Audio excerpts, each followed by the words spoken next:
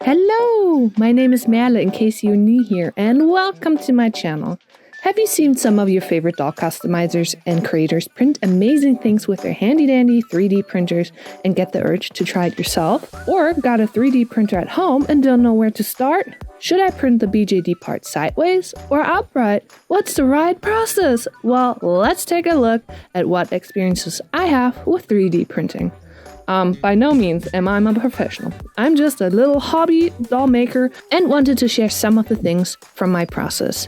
Maybe it helps, or you have amazing tips to share with us down below in the comments. So let's open up Chitubox. But which way is the right way to place the doll parts? Diagonal or upright are both correct. Diagonal printing has a faster printing time than upright printing, but has more supports, which means that you have to set more supports and it uses up a little bit more resin. For the supports, I use a 68% density with medium supports on an auto platform function and check if the placements are covering all the red areas shown on my screen.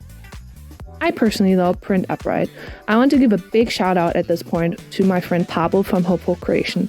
He helped me with all my beginner questions, and he helped me with the different pros and cons of printing this way or that way, and also for later for the printing process. Big thank you, Pablo, you're the best! Okay, back to Chitubox. Upright printing takes a lot more time to print, but it uses less supports, which means less sanding. So if you have the time, it's a good way to print. Plus, my printing plate is not very big, so it is good for me because it uses up less space on it. When I'm happy with the placement, I move on to supporting the pieces. Here you can see that I moved the heaviest parts of the knee downward, same with the thigh. But not the privates. I don't want to have any supports there and have to send them away in that zone. That wouldn't be that pretty. When I'm happy with the supports and placement of all the pieces, I continue on to slicing. For most lighter colors, I set my exposure time to 2.5 seconds and bottom exposure to 35 seconds and leave the rest as is. For darker browns, I use an exposure of 3 seconds and 40 seconds on the bottom exposure time. And lastly, for very dark colors, or very dark browns, I use 3.5 seconds and 45 seconds bottom exposure time, plus thicker supports. On this side, you can see an estimate of printing time, how much resin you will use, etc. And now that everything is set up, I can slice it and pop it into my 3D printer. I personally have an Elegoo Mars 3 printer and will be printing on it. But before we go to printing, here are some materials that I use every time. A respirator mask. Extremely important. Resin is highly toxic. And this is my not so glamorous printing safety outfits that I acquired after some not so nice happenings with resin. And please do not print in your living spaces, okay? This stuff is so toxic. And here is my not so glamorous printing station in a storage room. I use ABS-like resin for my BJDs, and I always have a labeled spritz bottle of isopropanol at hand. For easier support removal, I also use hot water. 2 layers of nitro gloves. Recently, I got a 2-pack of Anycubic Air Pure. Highly recommend. My beloved Flex printing plate, best 15 euros I've ever spent. It is magnetic and so much easier to get all the prints off the plate. Also, highly recommend if you can get this. Lastly, a tub for resin mixing and metal strainer for the resin. Let's finally get to work.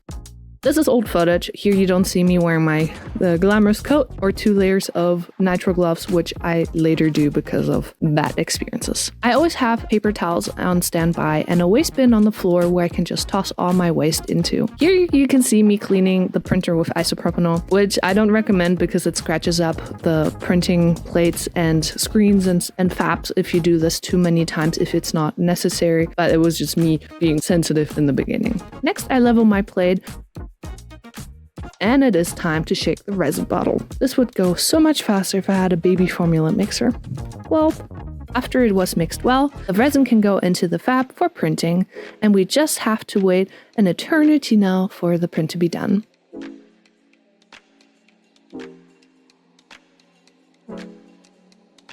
The print is done, and I can use hot water for the support removal after I wash the pieces in isopropanol, of course. The tank is way too low filled with isopropanol, by the way. I later fill it much higher. I wash the pieces for around 6 to 8 minutes and give it a good shake once in a while in the basket. Now I can remove the supports. The hot water makes it really easy to remove all the little supports, and I feel like it makes less little indents, but maybe that's just a me thing. When I'm done with washing, I can change up the setting from washing to the curing function on my Allergo machine. This way of UV curing, by the way, takes way too long in my opinion, and it can miss spots. So on Pablo's recommendation again, I switched to water curing instead. The water reflects the UV light much better. It gets into all the little corners and all those little tunnel parts and makes the process faster. Also, I can fit way more pieces under the UV light. And finally, we have safe to use doll parts! Yay! Last thing now is sanding and polishing all the pieces. I used 3 different sanding sponges: medium, fine, and extra fine, a micro cloth, a magic eraser, and a Vesperator, or at least FSP2 mask, and goggles against some micro resin dust. I really don't want to have another inflamed sty in my eye. I hope this video had a few handful tips here and there for you to help, and thank you so much for watching. Please leave a like if you liked it, share with others, and maybe consider subscribing. Please let me know in the comments of your 3D printing experiences. Stay magical! Bye bye!